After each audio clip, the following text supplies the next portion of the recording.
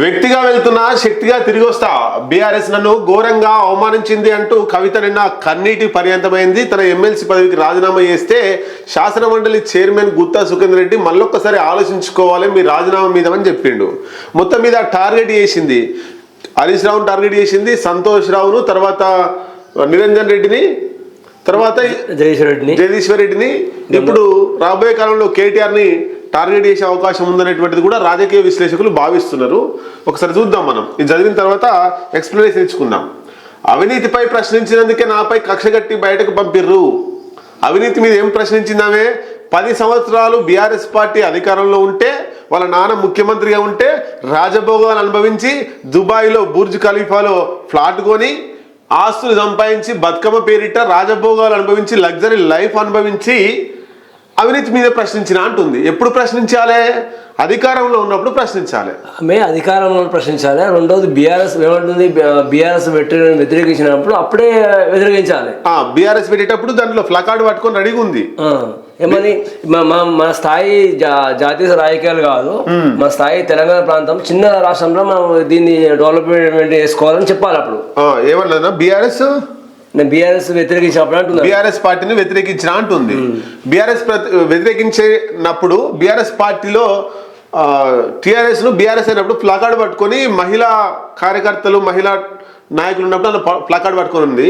ఇంకొకటి బీఆర్ఎస్ అయ్యేటప్పుడు ఈమె తెలంగాణ జాగృతి, అంతేగానా, తెలంగాణ జాగృతి సంస్థ,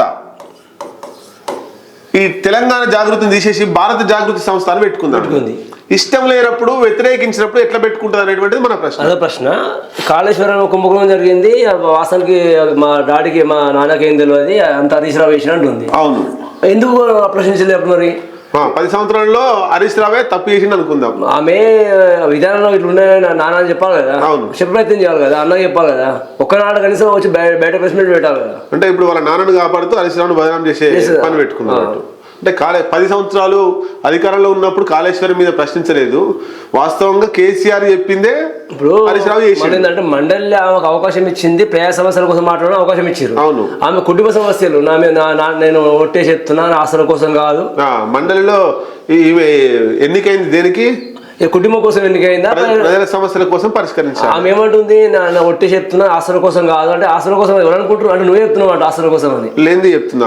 ఆసన కోసం కాదు, నేను ఏడుస్తున్నా, నా పార్టీ ఖరాబ్ చేసిన, పార్టీ విషయం ఎందుకు, నీకు జరగవలసిన సమస్య మాట్లాడు. పార్టీ నుంచి బయటకే పోయింది, పోయినాక పార్టీ ఎట్లుంటేంది, పార్టీ మోసం చేసిందో బయట మాట్లాడు. నువ్వు ప్రజా సమస్యల మీద బహిరంగ సభలలో మాట్లాడు. అయితే ఈమె మాట్లాడింది ఎమ్మెల్సీగా ప్రజా సమస్యల మీద శాసన మండలిలో స్పందించాలి, మాట్లాడాలి, ప్రభుత్వం మీద కొట్లాడాలి. ప్రభుత్వాన్ని ఒక మాట అంటలేదు, ప్రభుత్వం అనుకూలంగా చేస్తలేదు, వ్యతిరేకిస్తుంది. ప్రస్తుతానికి అయితే అనుకూలంగానే ఉంది. రేవంత్ రెడ్డి మీద కొట్లాడాల్సినటువంటి కొట్లాటలు అన్ని వాళ్ళ నాన్న మీద, హరీష్ రావు మీద, బీఆర్ఎస్ పార్టీ మీద కొట్లాడుతుంది. పార్టీ మీద కొట్లాడుతుంది. అంటే అందరూ ఏమనుకుంటారు అంటే రేవంత్ రెడ్డి బయటికి రప్పించి ఆమెతోటి చేపిస్తున్నారు అనేటువంటిది కొంతమంది అనుకుంటారు. అలా శాసనమండలిలో పోయి ఓ సీన్ క్రియేట్ అయ్యింది, ఏడిచి సెంటిమెంట్ రగిలిచ్చి ఏదో ఏమైంది. ఇక నన్ను సస్పెండ్ చేసినందుకు ఆ పార్టీ ద్వారా సంక్రమించిన ఎమ్మెల్సీ పదవికి నేను రాజీనామా చేస్తున్నా అని చెప్పింది. ఎప్పుడు రాజీనామా చేయాలి? సస్పెండ్ చేయంగానే బయటకు వచ్చినప్పుడు నాకు ఈ పదవి వద్దని రాజీనామా చేయాలి. ఆ రోజు స్పీకర్ ఫార్మేట్ లో స్పీకర్ కి ఇవ్వాలి, మండలి చైర్మన్ కి ఇవ్వాలి. నిన్న ఫార్మేట్ లో ఇచ్చిందా? నిన్న ఇవ్వలేదు, చెప్పింది అంతే. అంటే శాసన మండలిలో చెప్పింది, ఆయన ఫార్మేట్ లో ఇవ్వలే. అంటే అంత రాజకీయమే చేస్తుంది. ఇంకోటి ఏంటంటే కొత్త రాజకీయ పార్టీ పెడుతుందట. నిన్న కవిత కొత్త రాజకీయ పార్టీ ఉగాది నాటికి వస్తుందట. అయితే నిన్న అమరవీరుల గన్ పార్క్ దగ్గర అమరవీరుల స్తూపం దగ్గర పోయి నివాళులు అర్పించి వచ్చినట్టుంది. ఉగాది నాటికి కొత్త పార్టీ పెడతా అంటుంది. కొత్త పార్టీ పెడితే ఇప్పుడు కొత్త పార్టీలకు అనుకూలంగా ఉందా తెలంగాణ రాష్ట్రం అంటే? అనుకూలంగా లేదు. తీర్మానం వల్ల పెట్టిండు, ఫెయిల్ అయినట్టే పార్టీ. అది అనిపిస్తుంది, నా మాత్రమే లేదు. ఏదో ఆ ఛానల్ పార్టీ ఆఫీసా లేకపోతే ఆయన ఏదో ఒక, ఎందుకంటే ఇదివరకు తీర్మానం వార్తల్లో ఒక హైలైట్ అయిన వ్యక్తి కాబట్టి అందరి వచ్చి చేరేటోళ్ళు కూడా టీవీలో అవుపడాలని వస్తున్నారు అంతే. అంటే తీర్మానం వలన కూడా ఫెయిల్ అయిపోయాడు ఆయన. మరి ఎమ్మెల్యేగా పోటీ చేసిన ఆయన గెలిచేటట్లేడు, ఆయన ఎన్నుకున్న గెలిచేటోళ్ళు. MLC గెలవాడు, MLA గెలవాడు.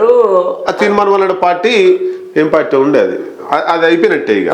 కాబట్టి కొత్త పార్టీలు పెట్టడానికి తెలంగాణ రాష్ట్రం ప్రస్తుతానికి అనుకూలంగా లేదు, ప్రజలు స్వాగతించడానికి అనుకూలంగా లేరు.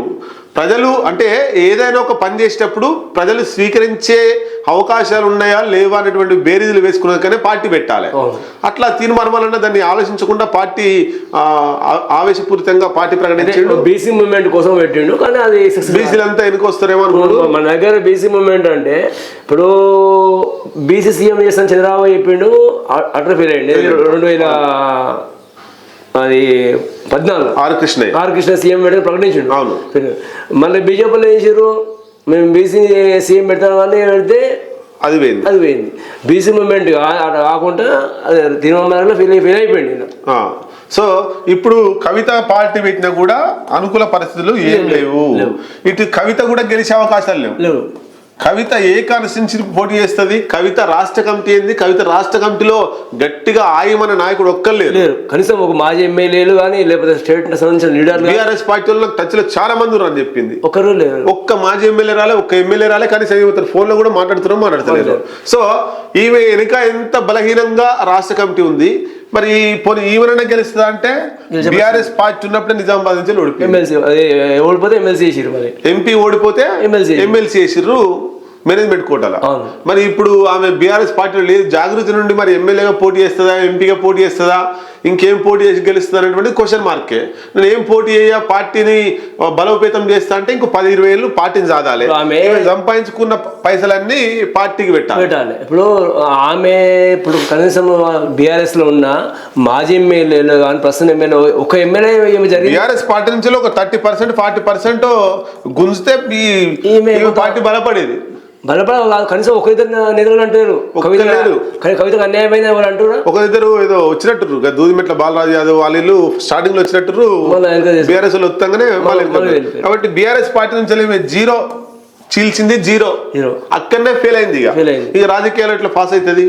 కాబట్టి సెంటిమెంట్ రైలిచ్చి ఏదో వేయాలని జిల్లాల పర్యటన చేస్తుంది. జిల్లాల పర్యటన కూడా చాలా ఫేలవంగా ఉంది. అక్కడ ఆమెను చూసేందుకు వస్తారు జనాలు. ఇవే స్టేట్ ఫిగర్ బతుకమ్మ జాగృతి ఉంది కాబట్టి స్టేట్ ఫిగర్ గా కేసీఆర్ కూతురు కాబట్టి చూసేందుకు జనాలు వస్తున్నారు. ఆమె ఏమనుకుంటుంది, నన్ను చూసి నా పార్టీ కోసం ఆదరణ పెరుగుతుందని ఆమె అనుకుంటుంది, నా బలం అనుకుంటుంది. చూసేందుకు చాలా మంది వస్తారు. చూసేందుకు వచ్చిన వాళ్ళు పార్టీ కాపాడడం కోసం కవితకు సపోర్ట్ వచ్చే వాళ్ళకి చాలా తేడా ఉంటుంది. కాబట్టి కవిత ఫెయిల్యూర్ బాటలో పోతుంది అనేటువంటిది మనం అనుకోవచ్చు. ఇక ఉగాది నాటికి పార్టీ పెట్టి పార్టీతోటి ఏం చేస్తుంది అనేటువంటిది కూడా మనం చూడాల్సిన అవసరం ఉంది. రైట్.